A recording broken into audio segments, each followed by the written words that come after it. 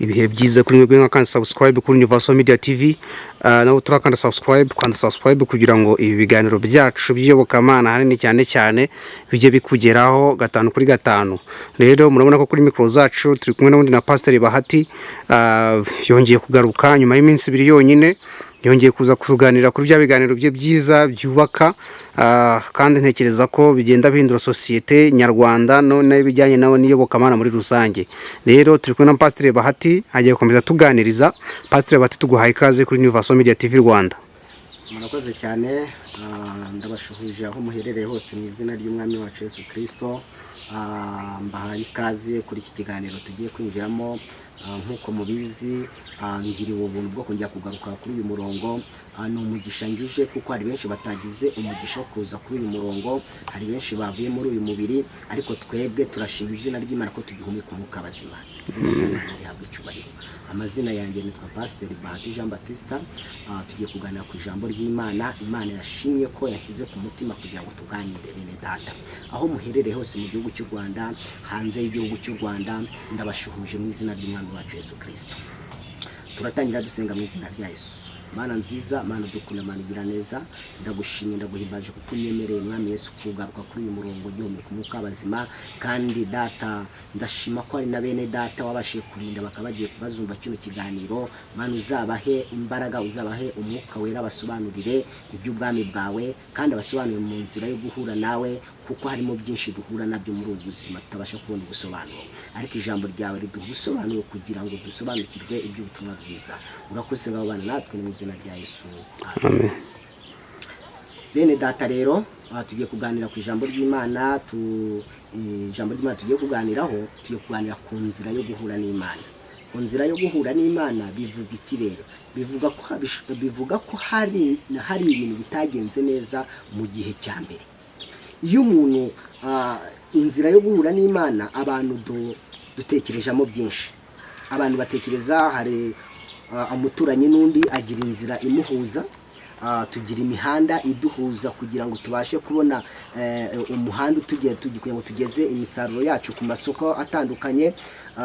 Ariko izi saha tugiye kuganira ku nzira yo guhura n'Imana. Ntabwo ari inzira, ntabwo ari kakayira k'imigenderano abaturage bagenderana, ntabwo ari wa muhanda imodoka zicamo, ahubwo inzira tugiye kuganira ni inzira ya Kristo, ni inzira y'ubwami bw'Imana. Bivuga iki? Bivuga ko hari ibintu bitagenze neza mu gihe cyashize. Iyo tuvuze inzira yo guhura n'Imana, hari ibintu byabanjije bitari byiza. Haboneka rero indi nzira, cyangwa haboneka ikiraro kibasha kuduhuza kugira ngo duhure, tubashe guhura no hakurya no hakuno. Imana itugirire neza.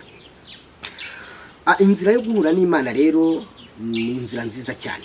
Bene data, nk'uko ijambo ry'Imana bitubwira, ese ubutumwa bwiza ni iki? Inzira yo guhura n'Imana rero ni ubutumwa bwiza. Mu butumwa bwiza rero tubonamo ibintu byinshi bitandukanye. Imana itugirire neza. Hari abantu benshi bahura n'ibikomere byinshi mu mitima yabo, bagakomerekezwa na bagenzi babo. Hari abantu bahura n'ibikomere bahuye nabyo baciyemo. Imana tugire neza. Ukikubita ku igare ugahura n'ibikomere, ariko hari n'ibikomere uterwa n'imiryango wavutsemo. Hari ibikomere uterwa n'abo mubana, hari ibikomere uterwa n'ibyo ucamo. Imana tugire neza. Nje kukubwira ngo rero hari inzira yo guhura n'Imana. Kugira ngo womorwe ibyo bikomere, nuko hari inzira ugomba kunyuramo kugira ngo uhure n'Imana. Iyo nzira rero ni ubutumwa bwiza bwa Yesu Kristo. Imana tugire neza. Ubutumwa bwiza ni iki? Muri Bibiliya ubutumwa bwiza butubwira ko ubwo umuntu yari amaze kunanirwa rwose, Imana yaciye inzira kugira ngo umuntu ashobore kumenya uburyo bwo kugirana ubumwe nayo. Imana tugereza. Byumvikane ko mu gihe cya mbere ntabwo byari byiza, ntabwo habayeho ubutumwa bwiza nyabwo. Habayeho ibintu bibi, habayeho gutandukana. Byumvikane ko habayemo gutandukana n'Imana. Imana tugirire neza. Ariko Yesu Kristo we yaje kugira ngo aduhuze n'Imana. Bibiliya rero ibivugaho iki rero? Kuko ngo iyo nzira ica mu mwana wayo Yesu Kristo, wahoze ari kandi akaba nanone akiri Imana, wabaye umuntu maze agapfa urwo ku musaraba ngo akize abanyabyaha, ubutumwa bwiza bw'Imana buvuga iby'umwana wayo. Imana itugirire neza. Umuntu ntiyigeze ashaka Imana, ariko ubutumwa bwiza ni uko Imana yashatse umuntu kandi ikaba imuha agakiza ku buntu. Imana itugirire neza. Bivuze iki rero? Mwirema umuntu amaze gutandukana n'Imana, agakiza bivuge ngo ikiraro cyaduhuzaga n'Imana cyacitsemo kabiri. Umuntu atangira kwigenga no gukora ibyo yishakiye. Imana itugire neza. Ikiraro cyacitsemo kabiri bitewe n'ikiri, kubera ko umuntu yari amaze gucumura, amaze gukora icyaha. Ibyo tubisoma mu Itangiriro igice cya 3 uhereye ku murongo wa mbere ugakomeza hafi ku murongo wa 20. Bivuga iki rero? Muri icyo gice cyose kirimo ko umuntu atakoze neza, kirimo ko umuntu atabashe gutunganya iby'ubushake bw'Imana, ntabwo yabashe kumvira umwuka w'Imana. Imana itugirire neza. Bituma rero ya nzira turi kuvuga icikamo kabiri. Bituma wa mubano Imana yari ifitanye n'umuntu ugucikamo kabiri. Bituma rero wa muhanda, tuvuge wa muhanda Imana yanyuragamo kugira ngo ize kureba umwana w'umuntu, umwana yari yiremeye, bituma ucikamo kabiri, kiraro gicikamo kabiri, kugira ngo tugire dute, kugira ngo duhinduka abanyabyaha, bamwe basigara hakuno abandi basigara hakurya. Imana itugirire neza. Mu nzira yo guhura n'Imana rero nta handi tubonerwa guhura n'Imana uretse Kristo wenyine. Pawulo yabivuzeho gute rero? Pawulo rero yabivuze neza iyo dusomye mu Baroma igice cya mbere umurongo wa mbere, hato ngo Pawulo imbata ya Yesu Kristo wahamagariwe kuba intumwa kandi watoranirijwe ubutumwa bwiza bw'Imana. Imana itugiriye neza. Umuntu watoranijwe ubutumwa bwiza bw'Imana, Pawulo amaze guhinduka, amaze kubona ko nta kindi yakora, atangira kugira gute, kuvuga ubutumwa bwiza. Nta kindi Pawulo yavugaga uretse ubutumwa bwiza. Imana itugiriye neza. Abantu rero muri iyi si, ubwoko bw'Imana, abashumba, abakristo, icyo dukwiriye ni ukugira ngo tubashe kuvuga ubutumwa bwiza nyabwo, tubashe kubwira abantu ubutumwa bwiza. Imana itugire neza. Ariko urasanga muri iyi minsi ya none abantu bazana ibikomere bakashaka gukomeretsa abandi bagenzi babo. Imana itugire neza. Ngewe hari ibyankomerekeje mu gihe cyashize, hari ibyankomerekeze, kandi singe byakomerekeze ngenyine, byanakomerekeje n'abakristo muri rusange. Imana itugire neza.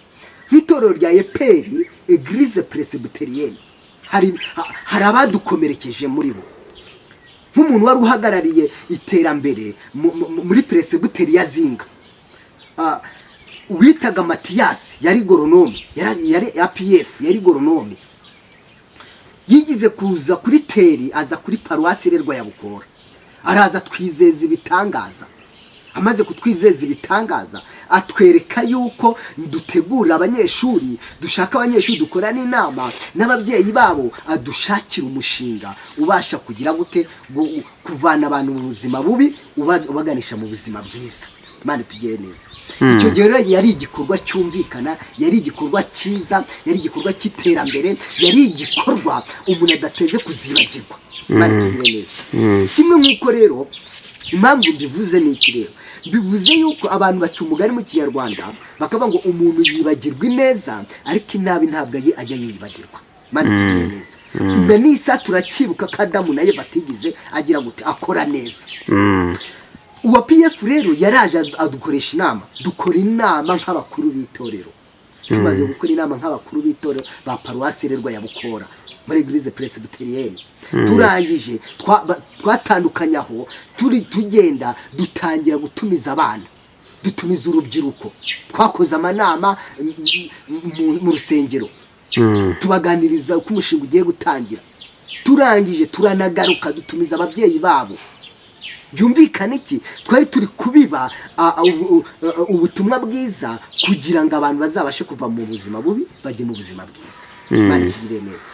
Hanyuma mwaragiye akimara kubizeza ibyo bintu mwaragiye murategereza muraheba yego ntiyanabaha feedback y'ukuntu ibintu byagenze we yahise yigendera yahise ajyahe murakoze cyane na nisa aracyari APF aracyari umukozi w'itorero rya IPR aracyari agoronome icyo gihe yamaze kubitwizeza turangije twakoze iki twarateguye amanama ntabwo ari ibintu mvuga mbeshya ntabwo ari uguharabika baze kuri teri babaza abakristo baze bumve ko ibyo bintu bitabaye mani tugirire neza ibyo ni ibikomere umuntu aterwa n'abandi kimwe nk'uko izi saha dufite ibikomere twatewe na Adamu nande na Eva mani tugirire neza bituma ikiraro gicikamo kabiri urumva ko na n'isaha itorero Eglise Presbyterienne ko ryabibye ubutumwa bubi na n'isaha ndakibuka ko bagize batakoze neza icyambere tumaze gukora amanama twanditse inzandiko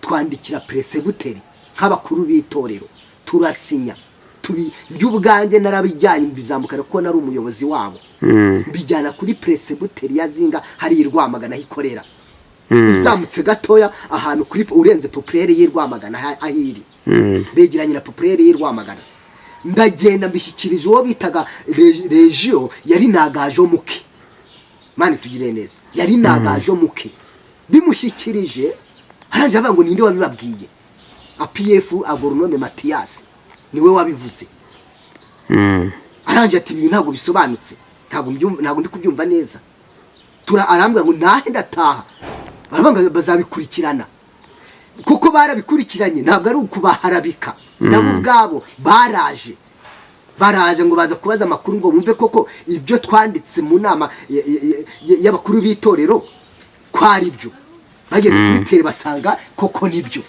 mani tugire neza basanga nibyo abakuru b'itorero bavuga ngo byarabaye inama y'abakristo baraterana barabibabwira baramuga ati byarabaye rwose mani tugire neza byumvikane kirero ubwo ni ubutumwa bubi kubera ko abantu batabashije kugira gute kubwiza ukuri kugira ngo babwizanye ukuri mani tugire neza nayo mpamvu na nisa tugifite ikibazo cy'inkomoko cya Adamu nande na Eva umunyarwanda niyo mpamvu yaciye umugani aravuga ngo ineza iribagirana ariko inabi ntabwo ijya yibagirana mani tugirire neza iki kibazo warumbajije rero ntabwo ari ibintu biri mu ibanga ntabwo ari ibintu bitazwi ni ibintu biri public ni ibintu biri ku mugaragaro byakozwe ku mugaragaro urumva gukora inama za mbere tugakora inama za kabiri yari twe tubonye umugisha w'ubutumwa bwiza kugira ngo abantu babashe kugira gute rwa rubyiruko ryaterambere ka gace dutuyemo babashe kugira gute babashe kuva mu buzima bubi barimo bajye mu buzima bwiza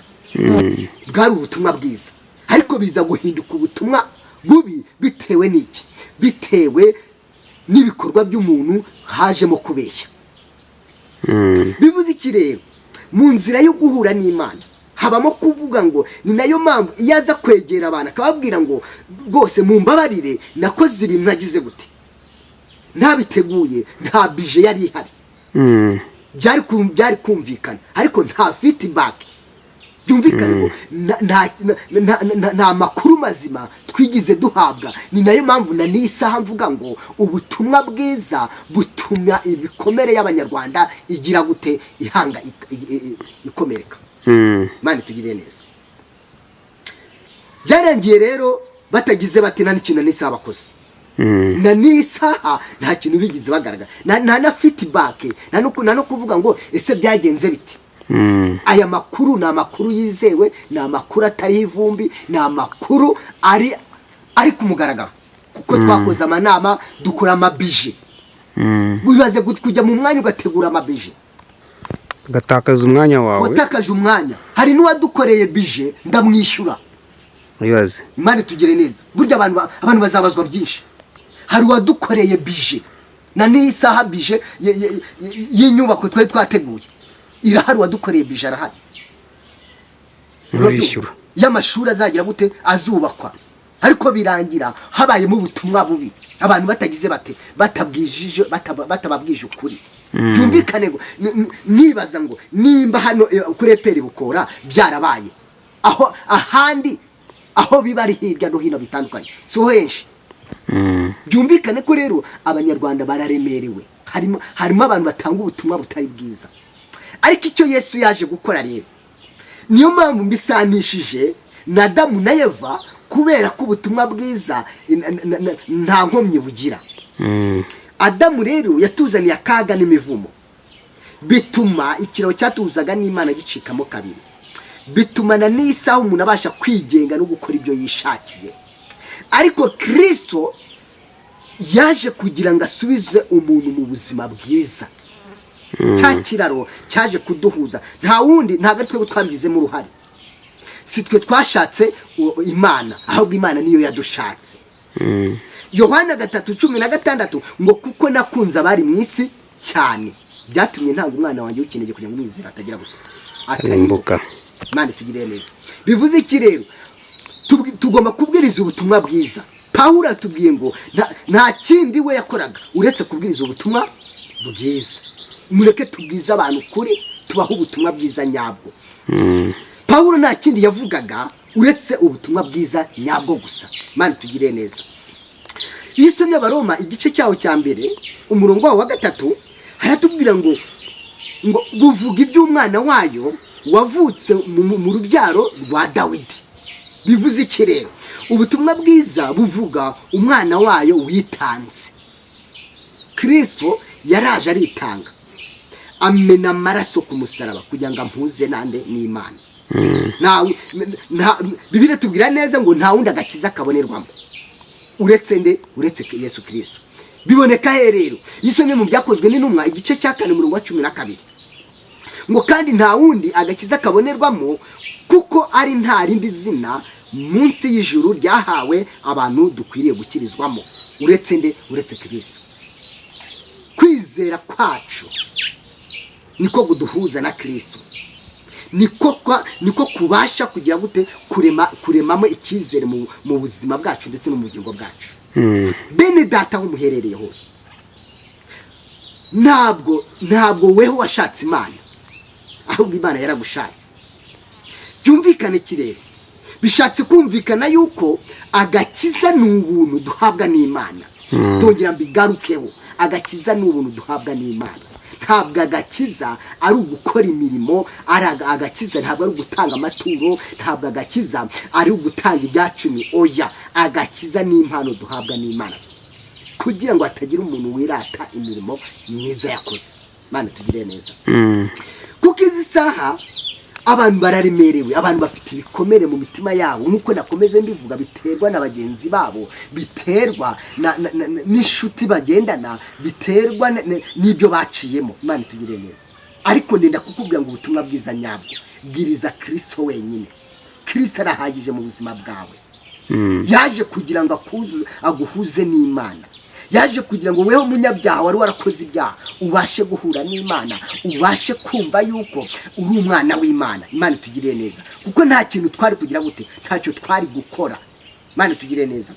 Yisomye muri Luka icyo gice cya 15 umurongo, wenda duhere ku murongo wa 4, ariko icyo gice muzagisome cyose mwumva uko kitubwira ngo ninde muri mwe waba afite intama 100 akazimiza imwe muri izo ntazisige izindi 99 mu gasozi, akajya gushaka iyazimiye kugeza aho ari bubonere. Imana tugire neza. Aho ari bubonere ya nama yazimiye. Imana tugire. Bivuze iki rero? Yesu Kristo yaje guhuza umunyabyaha, yamugereranyije n'intama yazimiye. Imana tugire neza. Ahantu yamugereranyije umunyabyaha, yamugereranyije n'intama izimiye, kuko twari tuzimiye. Twari twarazimiye. Umuntu akimara gutandukana n'Imana, Adamu na Eva akimara gukora icyaha, twahise tuzimira, tuva mu bushake bw'Imana. Niyo mpamvu Yesu rero yaje aravuga ngo ninde muntu wawe ufite intama, afite intama 90 imwe ikabura, ntajye kuyishaka.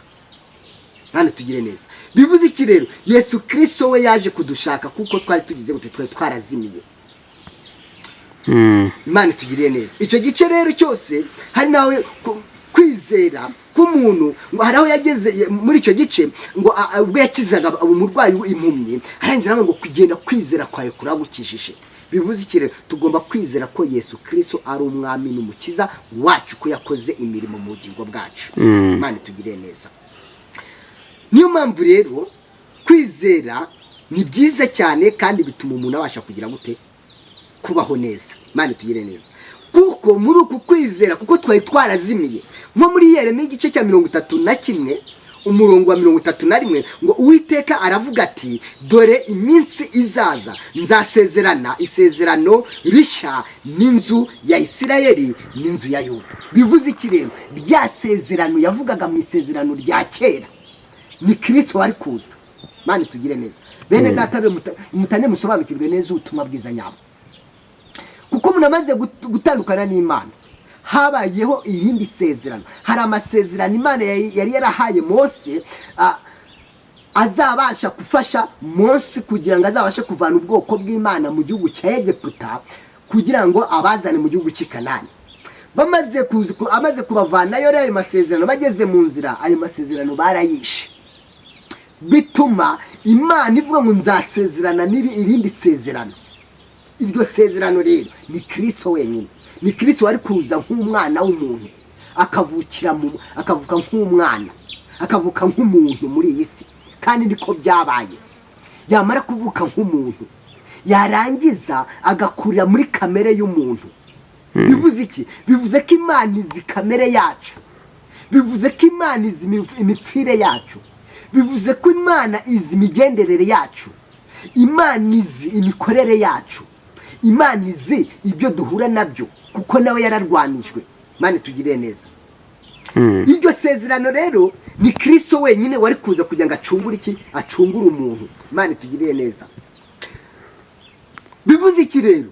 Bivuze ko kamere yacu, Imana irabizi ko turi abanyabyaha, irabizi neza rwose. Watanga amaturo menshi, utatanga amaturo menshi, icyo Imana igushakaho ni umutima wawe. Ishaka ko wihana, ishaka kukizwa, ishaka kukwatura ibyaha byawe. Imana tugire neza. Nta kindi gukeneyeho. Imana ntigukeneye. Imana ntabwo ibuza amafaranga, Imana ntabwo ibuza ibyacumi, Imana ntabwo ibuza amaturo, Imana ntabwo ibuza ibikorwa byayo. Reka da, icyo gushakaho ni umutima gusa, nta kindi gushakaho. Imana tugire neza. Muri Yeremiya igice cya 31 umurongo wa 32 ngo iryo sezerano rero ribonekamo hehe? Ngo ridakuka, ngo ridakurikija. Iryo sezerano ntabwo rikurikiza isezerano nasezeranye n'abasekuruza ku munsi nabafataga ukuboko nkabakura mu gihugu cya Egiputa. Rya sezerano ryanjye bararyishe, nubwo nari umugabo wabo wabaronkeye, niko Uwiteka avuga. Kuko Abisirayeli nabo amasezerano barayishe. Bivuze iki rero? Ntabwo dukora ibintu 100%, ntabwo dutunganye imbere y'Imana. Kuba udatunganye rero ntabwo Imana izagora kudatunganya, kuko Imana izi intege nke zawe, Imana izi imigendere yawe, Imana izi ko urwanywa na Satani. Arabizi, azi ko Satani mu isi ariho, ibyo arabizi. Azi ko intege nke zacu zibaho. Yesu hari aho yavuze ngo umutima urakunze ariko umubiri ufite intege nke. Bivuze iki? Nawe yarananiwe. Imana tugire neza. Azi ko tunanirwa, azi ko turi abana b'abantu dukunda kunanirwa, kuko nawe yaravuze ngo umutima urakunze, urumva wacungura umuntu, ariko umubiri ufite intege nke. Imana tugire neza. Bivuze iki rero? Tubwiriza ubutumwa bwiza ko ari Kristo wenyine, nta wundi. Nje kuvuga Kristo wenyine witanze ku musaraba. Muri Mariko igice cya 10:45 ngo yatanze ubugingo bwe kugira ngo bw'incungu y'abantu bose. Uwo muntu rero ni Kristo wenyine, niwe watanze ubugingo bwe kugira ngo bw'incungu y'abantu bose. Bivuze ko rero Kristo azi intege nke zacu. Wigira ubwoba, wihangayika. We icyo ukwiriye ni ukumenya ko uri umwana wayo. Icyo ukwiriye ni ukumenya yuko uri umunyantege nke. Icyo ukwiriye ni ukumenya yuko uri umunyabyaha, ukatura ugasaba Imana imbabazi gusa. kuko byo arabizi kuko nawe yavukiye mu isi y'ibibazo. Buriya nicyo cyatumye Imana ivuga ngo genda uvukire mu isi uvuke nk'umwana, uvuke nk'abandi, ubanze ufate situwasiyo y'iyo si, ubanze ufate amakuru y'isi urimo. Imana tugire neza. Imana rezi intege nke zacu bene data rero ndavuga ngo Imana izi intege nke zacu, mwihangayika, mwigira ubwoba, kuko iryo sezerano ni Kristo wenyine. Imana tugire neza. Ngarika isezerano nasezeranye n'inzu ya Isiraheli. Umva bene data, hanyuma y'iyo minsi ngiri niko Uwiteka avuga ngo nzashyira amategeko yanjye mu nda yabo, kandi mu mitima yabo niho nzayandika. Nzaba Imana yabo, nabo bazaba ubwoko bwanjye. Yesu ashimwe cyane bene data. Kubera ko ubutumwa bwiza bwanyigishije gutanga ibiri mu mutima wanjye. Imana tugire neza. Bivuze iki rero? Bivuze ko iri jambo muri Yeremiya igice cya 31 umurongo wa 33 ngo ariko isezerano nzasezerana n'inzu ya Isiraheli hanyuma y'iyo minsi ngiri, niko Uwiteka avuga ngo nzashyira amategeko yanjye mu nda yabo, kandi mu mitima yabo niho nzayandika. Nzaba Imana yabo, nabo bazaba ubwoko bwanjye. Imana tugirire neza. Bivuze iki rero? Bivuze ko Kristo ari muri twebwe. Iyo ayo mategeko ari mu mutima wawe, kera mu isezerano rya kera ngo bayatwaraga inyuma, yari nk'icyapa kibayobora. Imana tugirire neza. Bayatwaraga ku nkomanyirizo z'imitima, bayambaraga imbere bakayagendana. Umuntu umubonye wose bakavuga ngo uriya ni umunyamategeko. Ariko Kristo yaje kugira ngo yakire mu mitima yacu, tumenye ngo ese nimba wakosheje uhite wihana ubabarirwe. Imana tugire neza. Buriya nicyo cyatumye Ananiya na Safira bagurisha amasambu yabo, ngo intumwa za kera ngo zarahuraga. Imana tugire neza. Bakagurisha ibyabo, bamara kugurisha ibyabo asigaye bakagira bate, bagahura, bamara guhura bakagira bate,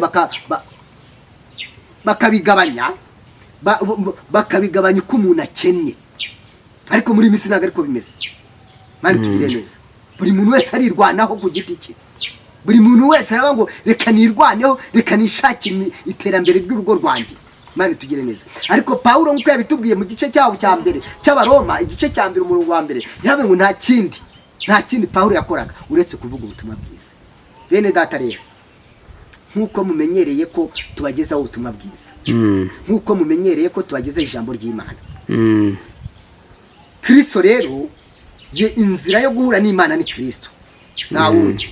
Yabivuze neza inzira, yabivuze neza muri Yohana, mu butumwa bwiza bwa Yohana igice cyaho cya 14 murongo wa 6, aravuga ngo ni nzira n'ukuri n'ubugingo, ntawe ujya kwa data nagize gute, nta mujyana. Bivuga iki rero?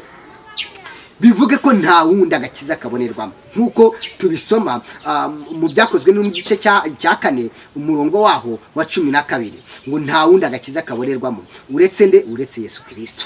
Imana tugiriye neza. Yesu niwe nzira yonyine iduhuza n'Imana. Nta wundi umuntu wese uzababeshya, uzababwira ngo tanga ibi nibi kugira ngo bashe kugira gute, kubona ibi nibi, azaba kubeshye. Imana tugire neza. Azaba kubeshye. Ahubwo Yesu Kristo niwe nzira y'ukuri n'ubugingo. Tugana ku musozo. Yesu niwe nzira n'ukuri n'ubugingo. Mu butumwa bwiza ko bwanditswe na Yohana igice cyaho cya 14 umurongo waho wa 6, ngo Yesu aramubwira ati ni nge nzira n'ukuri n'ubugingo, nta ujya kwa data ntamujyanye. Bene data rero, nimwizere Kristo ko ari umwami n'umukiza wawe. Ndagushishikariza kugira ngo wizere Kristo ari umwami n'umukiza wawe. Ntabwo ndi kukubwira ngo izera abana b'abantu. Umwana w'umuntu wamwizera nta kintu yakumarira.